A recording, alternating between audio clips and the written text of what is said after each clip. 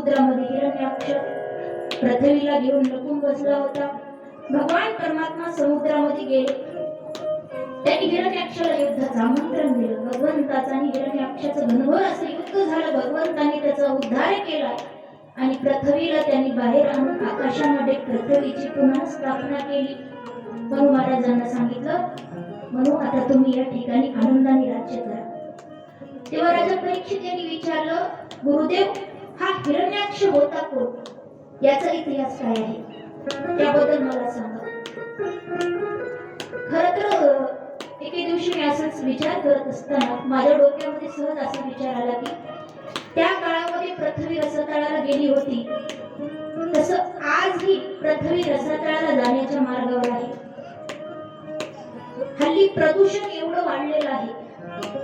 हे प्रदूषण जर कमी नाही झालं तर आता सुद्धा पृथ्वी रसातळाला जाऊ शकते. हळूहळू प्रदूषण एवढं वाढते आणि त्याचं कारण काय आहे? हल्ली झाडं तोडण्याचं प्रमाण एवढं वाढले, वृक्षतोड एवढी वाढली. ज्या दिवशी पृथ्वी तलावरील सगळी वृक्ष झाडं कमी होतील, नष्ट होतील, त्या दिवशी त्या पृथ्वी तलावर माणसासाठी जीवन एवढं कठीण होऊन जाईल. कुठे सावली बघायला मिळणार नाही आणि झाडं तोडली की पाऊस सुद्धा पडणार नाही. दिवसेंदिवस जे पावसाचं प्रमाण कमी होत चाललंय ना, त्याचं हेच कारण आहे. पूर्वी या ठिकाणी तेलंगणामध्ये एवढी दाट झाडी होती, एवढं दाट जंगल होतं. म्हणून तिकडे महाराष्ट्रामध्ये इकडे तेलंगणा विभागाला झाडी असं नाव दिलं होतं. काय म्हणायचे?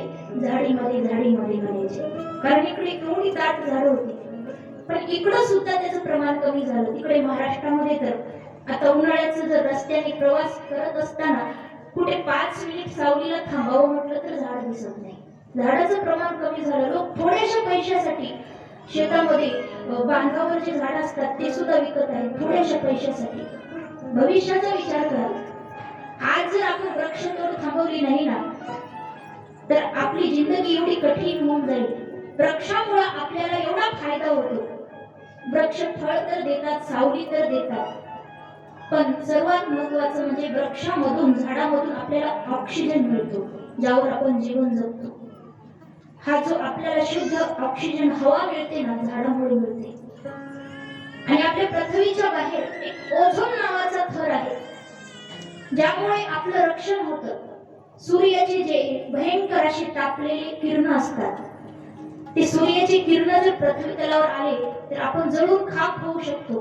पण ते सूर्याचे किरण पृथ्वी तलावर येत नाही. जो ओझोन नावाचा वायू आहे, थर आहे, त्या ठिकाणी ते अडून बसतात, पृथ्वी तलावर पोहोचत नाही. पण हे जे प्रदूषण वाढलं त्यामुळे ओझोन जो थर आहे पृथ्वीच्या बाहेर, सुरक्षा कवच आहे, ते सुद्धा फाटायला लागलं. कारण प्रदूषणाचा परिणाम एवढा भयंकर होत चाललाय. म्हणून वृक्षतोड थांबवावी. आणि झाडामध्ये सुद्धा जीव आहे. जसं आपल्यामध्ये आत्मा आहे तसं झाडामध्ये सुद्धा आत्मा आहे, त्याच्यात सुद्धा जीव आहे, जीवन आहे. आणि त्यांच्या जीवनाचं रक्षण करणं आपलं कर्तव्य आहे. जर वाटत असेल आपलं भविष्य, आपली पुढची पिढी सुखाने जगावी, तर जीवनामध्ये प्रत्येक माणसानं मरण्याच्या अगोदर झाड लावावे. दरवर्षी वर्षातून एक जरी झाड लावलं तर तुम्ही जितके वर्ष जगाल, समजा तुम्ही 50 वर्ष जगाल, तर तुमच्या हातून 50 झाडं तुम्ही लावली तर किती फायदा होईल. प्रत्येक माणसानं आयुष्यामध्ये दरवर्षी एक तरी झाड लावलं पाहिजे. आणि वृक्षाबद्दल म्हणाल तर तुकोबारायांनी फार सुंदर असं वर्णन केलं एका अभंगामध्ये. वृक्ष कोण आहे तर ते आपले पाहुणे आहेत, सोयरे आहेत म्हणून सांगितलं. सुंदर भजन आहे. वृक्षवल्ली आम्हा सोयरे बनचरे, वृक्षवल्ली आम्हा सोयरे बनचरे, वृक्षवल्ली आम्हा सोयरे बनचरे, वृक्षवल्ली आम्हा सोयरे बनचरे, आम्हा सोयरे बनचरे, वृक्षवल्ली आम्हा सोयरे बनचरे, पक्षी सुस्वरे आरवी